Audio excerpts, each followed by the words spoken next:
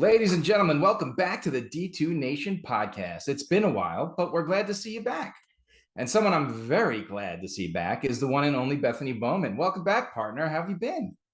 Hey Wayne, good to be back. And it's, not been as fun with A Life Without the D2 Nation podcast, but I know we both got really busy with our respective jobs and our life in sports. Of course, we love doing this D2 podcast as a little side gig, we call it, but, we both love it. We do it for, just out of the good of our hearts and to cover D2 sports. And I'm just really glad that we're back and excited to get rolling with our first guests.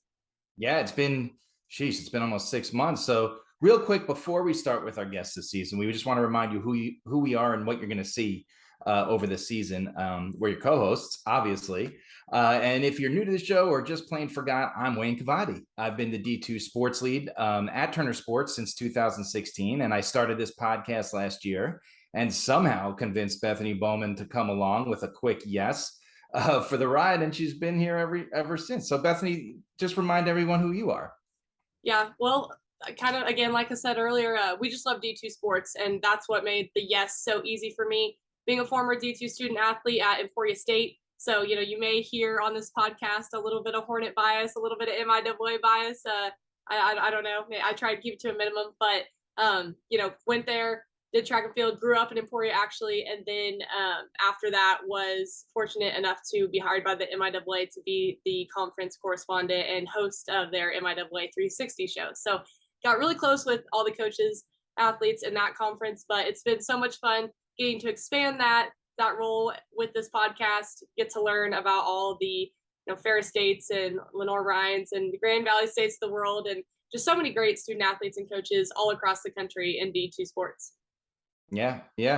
And one thing, I'm going to make her blush a little bit here, because after we stopped recording last year, this person sitting next to me was named the 2022 KWCA Media of the Year, which was a great honor. And I was so proud of her. And I know you're too humble to admit that, but, let's give her a congratulations. We never got to give you one last year. Thanks so much. Yeah, I'm not sure how I ended up with that in my lap, but was very fortunate to receive that and just felt really honored here in the state of Kansas, where I live and reside, to be honored like that. So thank you.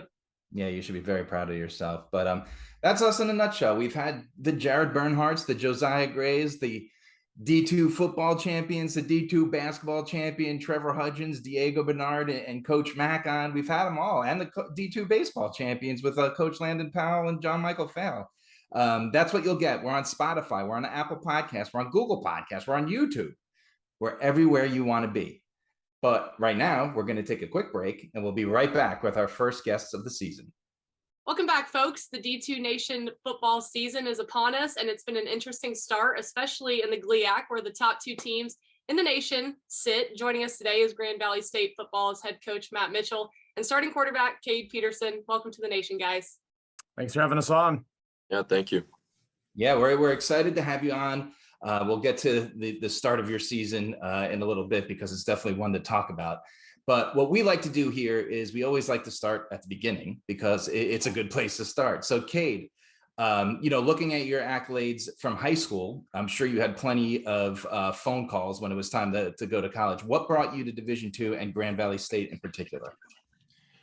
Yeah, recruiting is like a little bit different of a journey for everybody. But when it pertained to me, the biggest thing that drew me to Grand Valley was just the honesty and the trust that I felt I was already building with the coaching staff through a recruitment process. I didn't feel like they were telling me things that I just wanted to hear.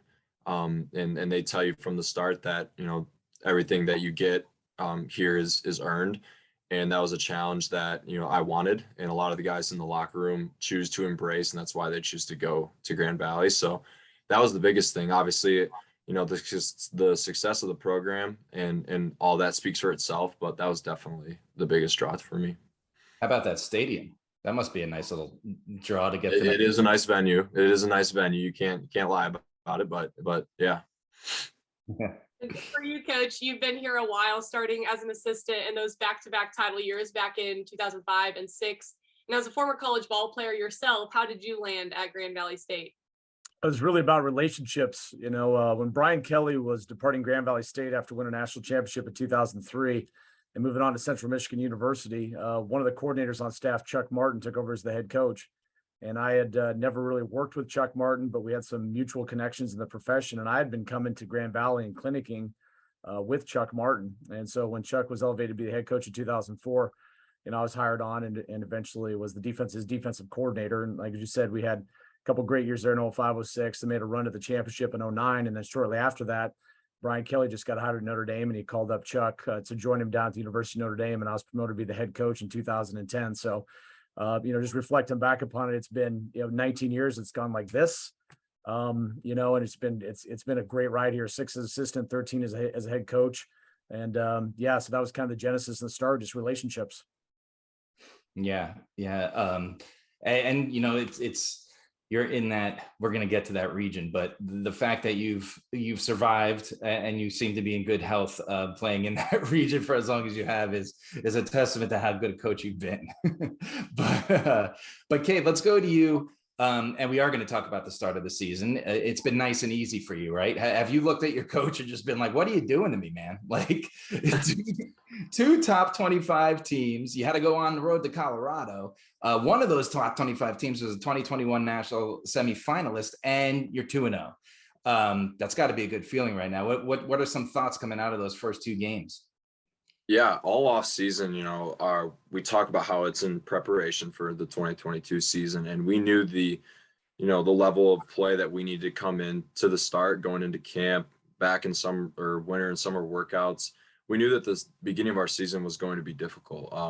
And Colorado Mines and Pueblo, they're high caliber teams where you're going to have to execute on offense, defense, special teams to beat those teams like that. Like, that's just the matter of fact. So, and you mentioned about how our region is very unique and high levels of competition. So it's necessary to play good competition in the preseason and non-conference games to, hopefully put yourself in a position in the postseason, not to look too far ahead, but it is something to keep in mind, given the nature of Division II. So, yeah. Game 1, that Hail Mary's tipped and Michael Zeman catches it. What's going through your head? Just don't go in the end zone. That's all I'm hoping for. It's the defense. Yep. Coach, one thing that we've spoken about last year about this team is its incredible depth. Last week alone, you had 4 different players rush for a score. How fun is it to coach this offense, and how big is that playbook?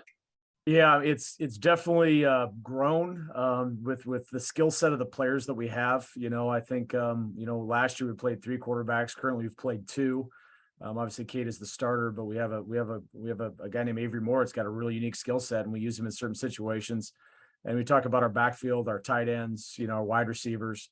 It's kind of cool too. Game 1, we had a brother hookup. Cade threw a ball to one of his brothers, a tight end for us. So it's a really, we have I think everybody on the team knows that we have depth at a lot of positions, specifically on offense, and it's by design a little bit. We talk about iron sharpens iron. We're not a one-dimensional football team. We're not just an offense or defensive football team. And so when you have depth on both sides, it allows for a lot of great competition and practice.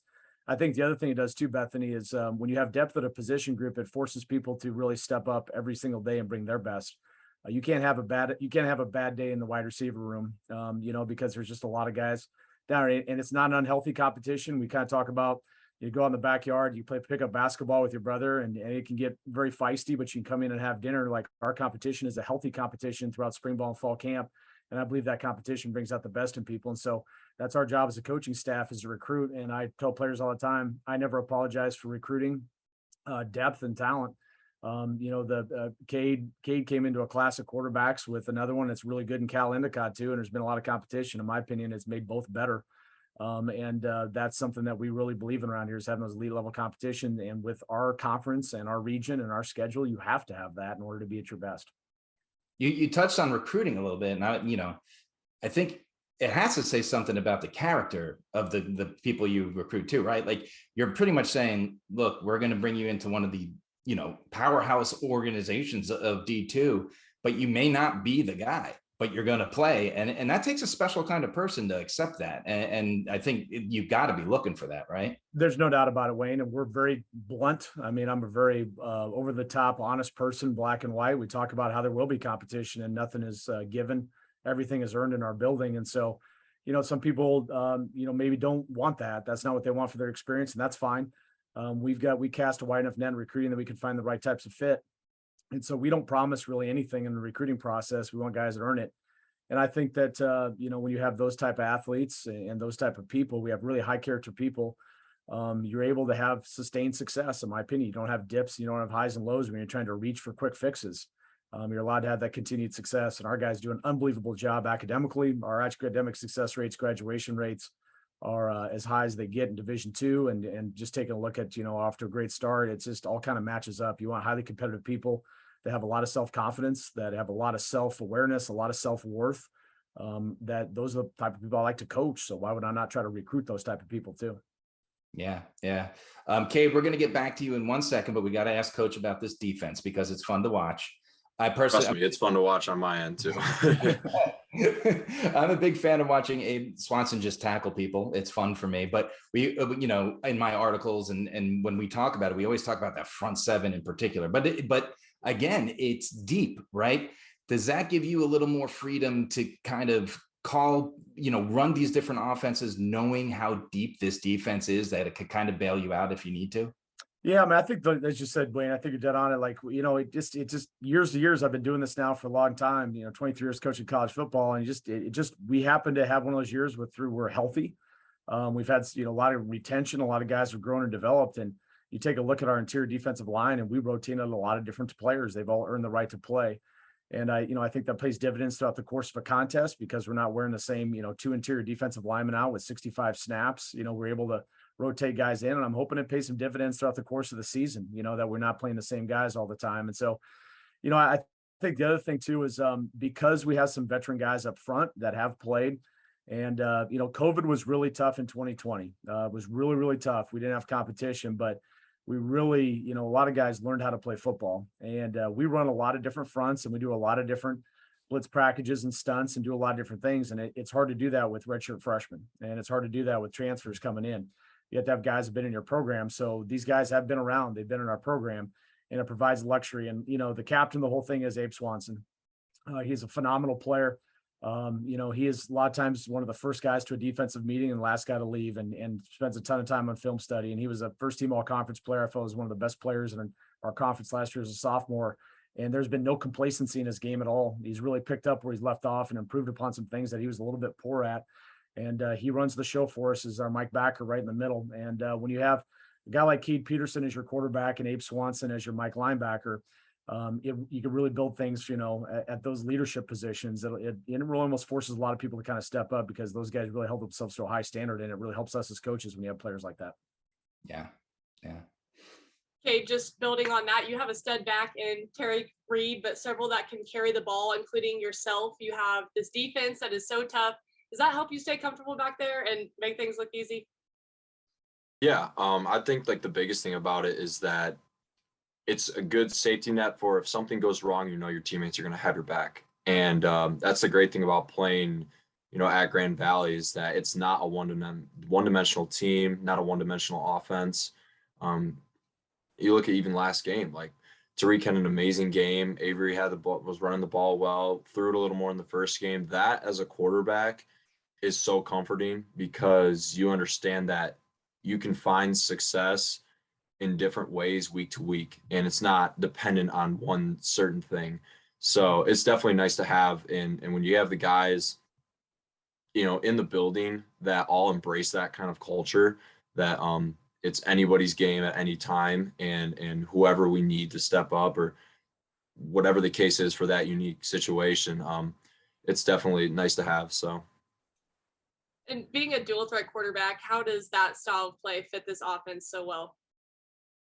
I think it just helps with, answers to when things may not be how you scouted it or how you prepared it to be, or, post snap, if the look isn't exactly where you think it's going to be, it allows for just another dimension for, this isn't exactly how I think it's going to be, or they had a pressure come in, just any certain, circumstance, having the ability to run is not a nice get out, and can turn into some big plays when you need it. So Are you a pass first guy, or are there times you just see that hole and you want to go? I feel like you got to be a pass first guy if you're a quarterback. I mean, you got to look for the pass. That's the whole point of it. But just, I don't know, taking whatever the defense gives me and trying to execute the highest I can, playing and play out. It's just kind of the way of the game. So yeah. So, Coach, back to you. Our last guest of last season was your rival, Tony Anise. And when I asked him about Super Region 3,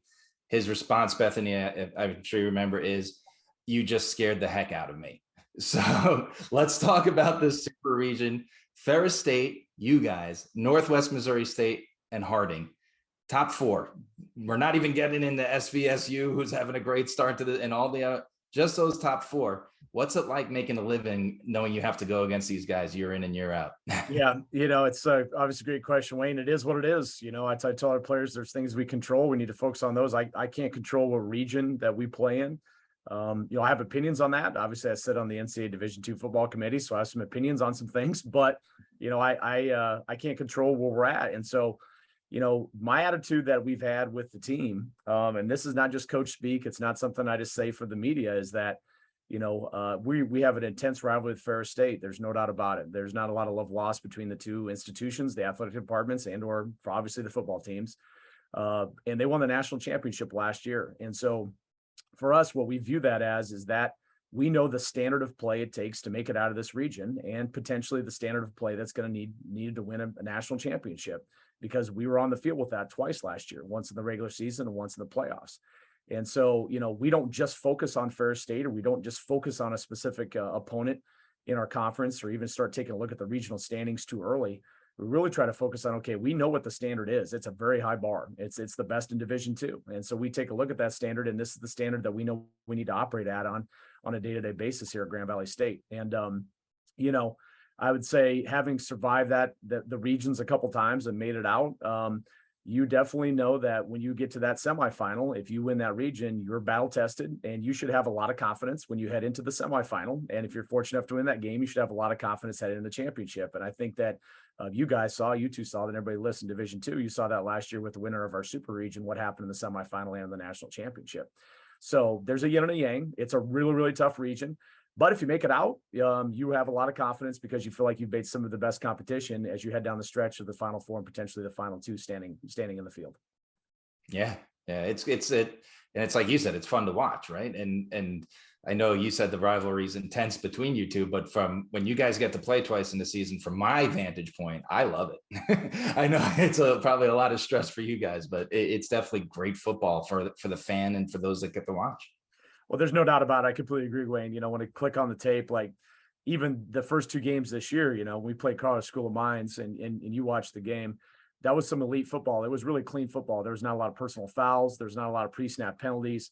That was like really high level Division II football. And the same thing, we play Ferris. I mean, it's the same way. It's really high level. I argue that I've been around the block and seen a lot of tape. There's a lot of the top Division II teams that could easily hold their own with FCS opponents. There's no doubt about it when you take a look at the quality of play that Division II is producing right now. So, we're optimistic about what happens in 2022. We don't really look in the past, but there are some really good teams that have been on our schedule, are coming up on our schedule. And again, it's just really making sure that we know what we have to do in order to match that standard. And that transitions nicely into your next question, Cade. One of those teams is in your conference, Ferris State, like Coach has talked about. What is game day like against them? Yeah, obviously it's a big game. There's always a big crowd. It's something that I think we look forward to. And but in the same token, you have to treat it like a normal game. You can't heighten your sense of urgency just because it is Ferris State, a defending national championship. We understand that they're a good team. And I think that they have that mutual respect for us. So it's just one of those things where you have to understand that in a game like that, it's going to go back and forth, and it's usually about the team that can, 1, be the most consistent, and 2, respond the best to when something happens that doesn't go your way. So it's always a big game. It's always a fun game, and we just got to do the best we can this year. And this one's for both of you guys. I'm a D2 former student athlete as well. And so, I love these podcasts, and these are my favorite answers. What makes D2 so special for both of you? I'll start first and kick it over to Cade. I do think there's still some balance, Bethany, in Division II. Again, like, not saying I would never coach FBS football, but I feel like student athletes, the FBS football, I don't know that there's a lot of balance in regards to, their existence. I think that because of the nature of partial scholarships, specifically in football, because of, we don't have over the top excessive resources for some of our student athletes. I do feel like our student athletes are more equipped to attack their careers and attack their personal lives. And they've been better prepared to have a real solid foundation as they transition out of the sport. And we have had some guys playing the NFL. There's no doubt about that. But the vast majority of the guys that have come through here in my 19 years are doing some great things in professions other than football. And I feel like this experience is prepared from that. Sometimes, you get, student athletes at higher levels. A lot of things are handed to them. There's a lot of resources that are poured into them. Sometimes a lack of balance. And when that experience is over, not all, but there might be potentially some struggle with that. And so that is the one thing that I do appreciate about Division II. There's still really a sense of humility. We were able to take a flight to Pueblo, but we had to load the plane and unload the plane ourselves. As the bags were coming down the ramp, the coaches and players were pulling our travel bags in the chest. We were throwing them in our bus. And at Grand Valley State, when all the buses pull back in a road game in our facility, the head coach, the assistant coach, and every player, we unload our bus and we put all the stuff back at the end of the game. And I think there's a tremendous amount of value in that, just from a humility, just an understanding of, work ethic and a lot of things that come into that. We say the TNTs, the things that take no talent that I think lead to success in life. I think those are reinforced here at the Division II level because, again, I think there is balance in the student athlete's life.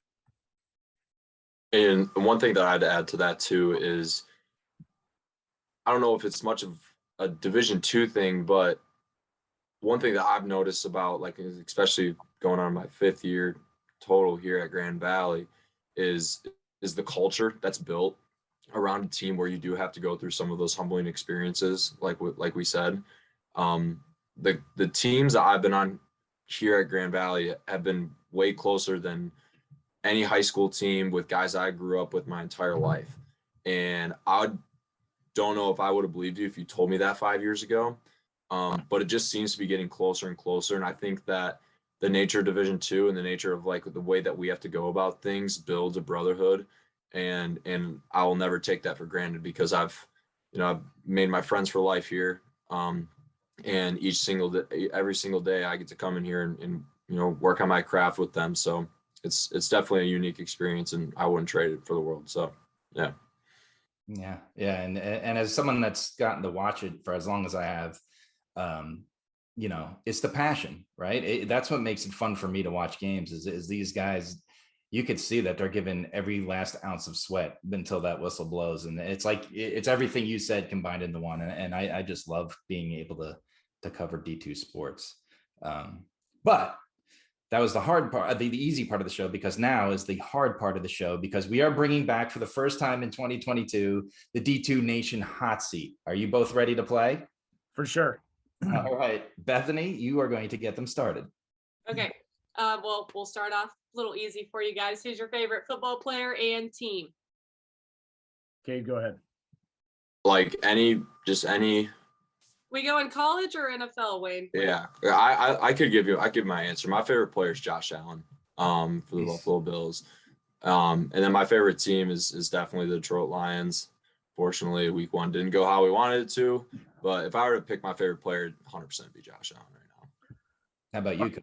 Well, here's the tough thing about being a college football coach. You don't watch any football, okay? You get to watch none on Saturdays for the most part. And on Sundays, you definitely go here to watch. So I'm going to go back to my youth. I grew up in Colorado during the Denver Broncos heyday with John Elway and a bunch of really good players. And so I've always been a Broncos fan. I made it to about halftime last night. This is the worst part about being the East Coast time zone is that when you have to get up and you got 7:30 meetings. But Russell Wilson switching over teams, and that was a highly entertaining game. I saw the end of it, but I'm a Broncos guy because of my youth and where I grew up and went to a lot of games when I was growing up. So I'm always a Bronco guy, and I guess I'll just go Russell Wilson because he happens to be the quarterback of my favorite team. What did you play in when you played football, Coach? I was in high school, an average linebacker, and then I was a Division III defensive end. Okay. And I always tell my guys that every guy on my team was significantly better athlete than I am. But I did play Division III football and a lot of great experiences. I've got a group of guys that I played with. This references to what Cade says, that has come to every one of my last home games, regular season home games, guys that I played with, made a lot of sacrifices. And again, I think that's some of that, which you guys talked about, Wayne and Bethany, Division II, and I played Division III, some of those lower levels, you get really, really tight relationships. But yeah, I played Division III football. I was an average defensive end. I like it. All right, it's going to start getting a little harder. Cade, we'll start with you. What's the best football movie of all time? Friday Night Lights. Wow, you got that pretty quick. How about you, Coach? Rudy, I get choked up every time. It is what it is. The underdog. I love it. Good one too. Okay, Cade, what is in your headphones pregame? And Coach, I'll get to you in a second. What is in my headphones pregame? All right, I listen to a lot of hip hop pregame, so I would say NBA YoungBoy, Lil Baby, Gunna. Those are probably the big three for me. I wasn't expecting that answer. Yeah. I still don't know who they are, Coach. Every time I ask this question, I have no idea who the artists are that they.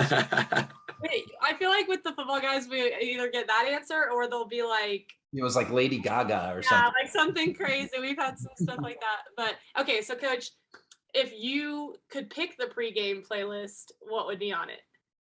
Well, that's a great question. I tell you, typically on pre-games, I try to stay busy, because I try to keep my mind off of things. I still get, I guess, a little bit nervous and before games. But no, I probably going to age myself here a little bit. I'm a classic rock guy.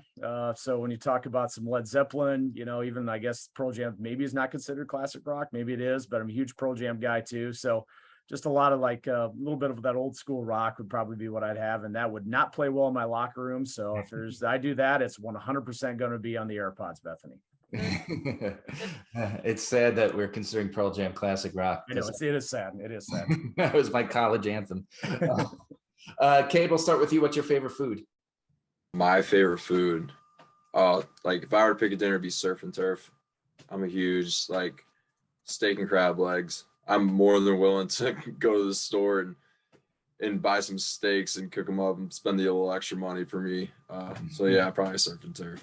I think that was Jay Cavadi, the basketball player's answer. Yeah. He liked it. How do you get your steak cooked? Medium rare. Yeah. I remember you didn't like that, Bethany. I know. You don't like medium rare? That's the best way to eat You gotta go like medium at least. Coach, how about you? I probably like a lot of Mexican food, like tacos, burritos, quesadillas, put a lot of salsa on it, some chalupa, just whatever. I just throw a lot of stuff on and just kind of like a lot of flavors that way. Yeah, it's Taco Tuesday. I had tacos before this. Okay. Well, now I'm hungry. So, okay, guys, what show is your favorite binge-worthy television or Netflix show? I think Coach Mitch and I will agree with this. Peaky Blinders is my favorite. That's my favorite for sure. I've had a couple conversations, I think, with Coach Mitch, maybe on the road about that show. Yeah, we have. Definitely, Cade and I have compared notes on Peaky Blinders. Love it. It's kind of dark a little bit, but it's cool. We play football, so that's all right. Yeah, and along those lines, not to just take Cade's answer, we have talked about Peaky Blinders. I go with stick up in Netflix Ozark. I think that again, a little bit dark, but man, it's got a lot of twists and turns in it, and it's been Jason Bateman does a great job on that show. Yeah, he's a great actor. Someone on the Bills, I can't remember who it was, had Peaky Blinder cleats on opening night. Gabe Davis. That's a Gabe Davis. That's awesome. That was funny. Like as soon as that picture came out, I had literally 15 people send that tweet to me, and they're just like, "Dude, look at these cleats. You need to get these," because they know I'm a huge Peaky Blinders fan. Yeah, those are awesome. All right, last one. Coach, you first. If you had one superpower, what would it be? And sleeping does count. One superpower. The ability to read people's minds. I think that'd be awesome in recruiting and also coaching student athletes. I think that would be really clutch if I could figure that out. Cade, how about you? Probably being able to teleport, because when I'm in a car, I get very impatient because I usually never fit. So definitely the ability to teleport or fly or something like that. Nice. Well, you made it through the hot seat. Congratulations. That wasn't so painful. But we do want to thank you so much for joining us, being our first guests of the new season. we're going to let you go get some rest and get ready for another weekend of football. And we wish you good luck the rest of the way. Thanks. Just want to say on behalf of Grand Valley, we really appreciate you guys having us, and you guys do a great job covering Division II football, near and dear to our hearts. So thank you.